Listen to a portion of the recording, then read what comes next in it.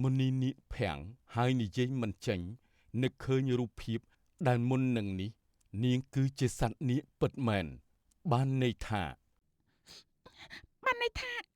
ជាអ្នកពិតមែនឬពិតណាស់បុត្រីជានាគីតែកូនមានជាប់ជំពាក់នឹងគ្រួសារសេដ្ឋីទើបត្រូវមករំដោះកម្មនិងរកសេចក្តីសុខចម្រើនដល់គ្រួសារសេដ្ឋីផងតែដោយសារតែនាងជុតិមាក្បត់សម្ដីរបស់នាងថានឹងសែនរាល់ថ្ងៃពេញបរមីដល់ម្ចាស់ទន្លេខៀវតែនាងមិនបានគោរពដោយជឿលើសេដ្ឋីថាទោះសែនឬមិនសែនក៏គ្មានស្អីទេកូនជាកូនរបស់ពួកគេជាទ្រព្យយើងគ្មានបានមកពីណាទេទើបនាងប្រងើយកន្តើយនេះហើយជាកម្មពៀរដែលពួកគេមើលរំលងហេតុនេះតើពួកគេស្លាប់ហើយចុះកូននោះបិតាកូនត្រូវសាងភ្នោះនៅទីនេះរហូតអស់កម្មពៀរហើយនឹងមានសិទ្ធិក្លាយជាមនុស្សវិញ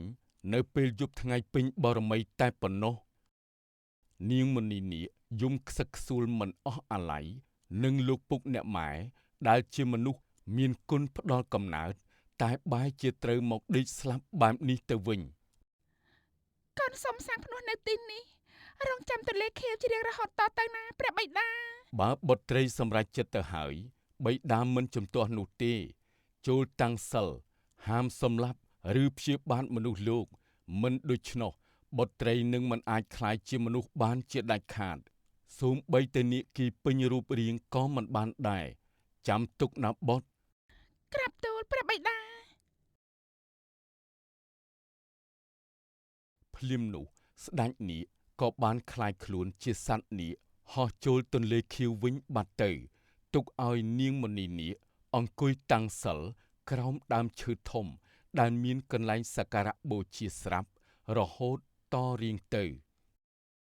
ពេលវេលាកន្លងទៅជាច្រើនឆ្នាំយូរទៅគ្រប់យ៉ាងក៏ប្រែប្រួលជាបណ្ដើរទៅតាមពេលវេលានិងសម័យកាលប៉ុន្តែអ្វីដែលស្ថិតនៅដដែលគឺនាងមណីនាគបុត្រីនាគនៅតែសាងភ្នោះក្នុងផ្ទាំងថ្មក្បែរទន្លេខៀវដូចដើមមិនបំពានអ្នកណាទាំងអស់មិនសម្លាប់សត្វឬសាងបាបជាមួយមនុស្សដែលធ្វើដំណើរឆ្លងកាត់ម្ដងណាទេមានតែសេចក្តីសុខសប្បាយបរិភោគតែផ្លែឈើជាអាហារជារៀងរាល់ថ្ងៃម៉ែខ្ញុំទៅចំការហើយណាម៉ែអឺរ៉ាដេតាកូនមិនចាំបាយសិនទេអីកូននេះនៅព្រលឹមស្រាងដល់ឡើងតើមិនអីទេម៉ែកូនបានខ្ចប់បាយទឹកទៅដែរនឹងកុំឲ្យខាតពេលម្យ៉ាងទៀតថ្ងៃនេះចង់ដាំស្វាយបង្ហើយផងណាម៉ែអើបើកូនខ្ចប់បាយទៅហើយអត់អីទេអញ្ចឹងកូនតែថារ៉ាដេតាទៅដល់ចំការមើលកំភ្លេចបាយទឹកម្ចាស់ព្រៃប្រឹក្សាផងណាកូន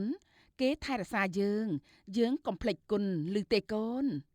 បាទម៉ែកូនប្រុសម៉ែមួយនេះណាទុកចិត្តបាន មាំម៉ាយើងនឹង ម៉ែកូនទៅហើយណានិយាយចប់នាយរ៉ាដេតបានដើរមកព្រៃក្រោយភូមិមិនយូរប៉ុន្មានដល់ចំការដំណាំរបស់គេ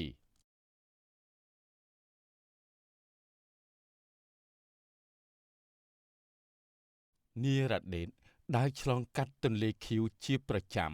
ហើយជារៀងរាល់ថ្ងៃគេតែងតែមកអង្គុយហូបបាយក្រោមដើមឈើធំជាប់ទន្លេខៀវគេបានកាប់ដីដាំដំណាំជាបន្តបន្ទាប់មិនយូរប៉ុន្មានថ្ងៃត្រង់គេបានសម្រាកហូបបាយក្រោមដើមឈើក្បែរមាត់ទន្លេខៀវដដែលហូយហេវបាយណាស់ខ្ញុំអាយ៉ា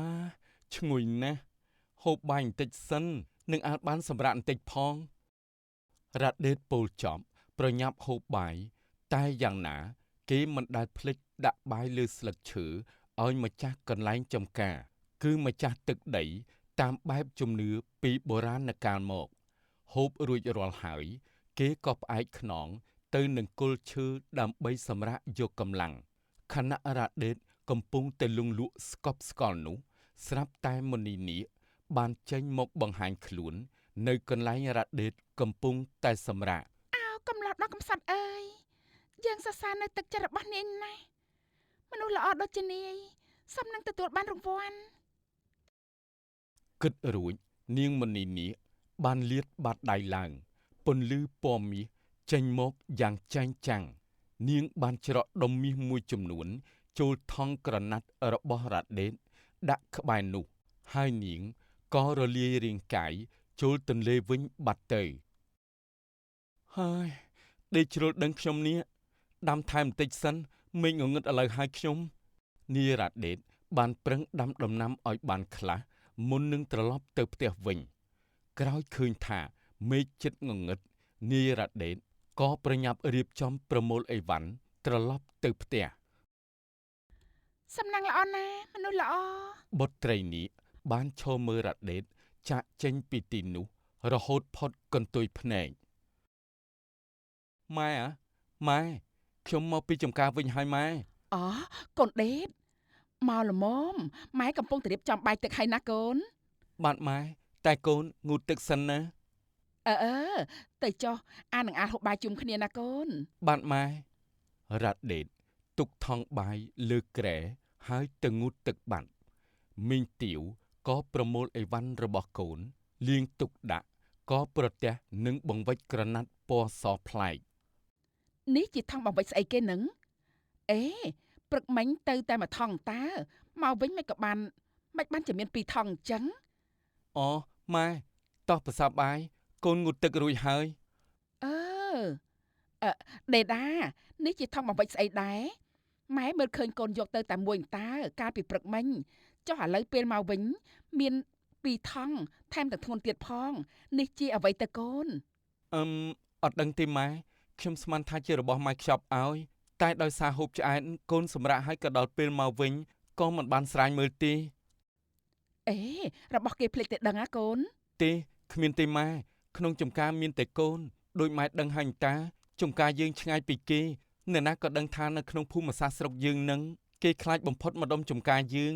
តែកូនថាពួកគាត់និយាយអញ្ចឹងសង្ស័យគិតអីមិនដឹងទេកូនដេកនៅទីនោះដាំដំណាំមិនដែលឃើញស្អីផងនឹងម៉ែកុំឲ្យសង្ស័យស្រ័យមើលសិនទៅកូន បាទម៉ែស្រែកទៅទាំងម្ដាយនិងកូននាំគ្នាស្រែកមើលបង្វិចនោះដោយការចង់ដឹង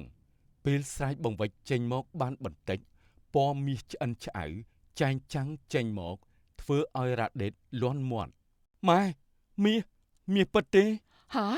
មាសច្រើនណាស់ដេតនេះកូនឯងលួចរបស់គេមកទៀតដឹងអាកូន ពុទ្ធោម៉ែនេះម៉ែគិតយ៉ាងម៉េចចេញថាកូនលួចរបស់គេនោះ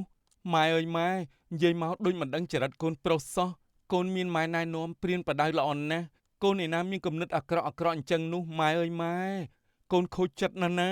និយាយចប់នាយដេតក៏ដើរចេញបាត់ដោយសារអន់ចិត្តនឹងម្ដាយដែលគិតថាខ្លួនជាចៅលួចរបស់គេទៅវិញដេតរ៉ាដេតមកវិញភ្លាមមកនិយាយគ្នាសិនកូន នាយរ៉ាដេតមិនតបហើយដើរទៅក្រោយផ្ទះបាត់ឈឹងមីងទាវអង្គុយគិតមិនអស់ចិត្តបើកូនប្រុសគាត់មិនដែលមានដៃមានជើងយករបស់អ្នកដទៃតាំងពីដើមតែដែលគាត់និយាយលេងក៏វាជ្រុលទើបធ្វើឲ្យនាយដេតខឹងចឹងទៅម៉ែអើយម៉ែនឹកគិតស្អីគាត់បានជាមកថាកូនខ្លួនឯងជាចោរទៅកើតខឹងចិត្តណាស់មិនដឹងអីផងថងកណាត់បង្វិចនឹងក៏មិនដឹងថាមកពីណារបស់អ្នកណាក៏មិនដឹងភ្លាមនោះនាងថងជាអ្នកភូមិក៏មកឃើញនាយដេតអង្គុយក្រោមដើមស្វាយបឹងឈូកក្បែរផ្ទះនាងថងក៏ចូលមកលបដើម្បីធ្វើឲ្យនាយដេតភ្ញាក់ចាក់អេចំដេតអូហូយអូនថងមកលបអញ្ចឹងបងគាំងស្លាប់ឥឡូវហើយ បងដេតឯងអីក៏ប្រលឹងតិចម៉េះលេងតែបន្តិចសោះក៏ភ័យដែរនេះមិនឲ្យភ័យយ៉ាងម៉េចបើថងមកស្ងាត់អញ្ចឹងនោះហើយទៅណាមកណាបានជាមកដល់ផ្ទះបងនឹងអូចាខ្ញុំមករកបងដេតនឹងណាគឺណែនឹកបងដេតពេក នឹកស្អីទេឯងមិនបានដឹងស្អីបន្តិចផងនឹកបងថងនិយាយដូចជាកំ pl ែងណាស់នឹកបងអីគ្មានត្រូវជាស្អីនឹងបងផងនឹងបងដេតច្រើនឆ្នាំហើយបងនៅតែមិនអាចសោតដល់ចិត្តអូនសោះថងនេះអូនស្រឡាញ់បងយូរហើយ ហើយក៏មិនដែលប្រែចិត្តបងដេតមិនមេត្តាអូនសោះអីនេះ ថងអើយថងប្រុសពេញដីថងមិនទៅស្រឡាញ់មកស្រឡាញ់ស្អីបងនឹងក្រក៏ក្រមើលតែដំបូលផ្ទះបងទៅភ្លៀងម្ដងលិចគ្រប់កន្លែងថងអើយកុំអីគ្មានវាសនាទេ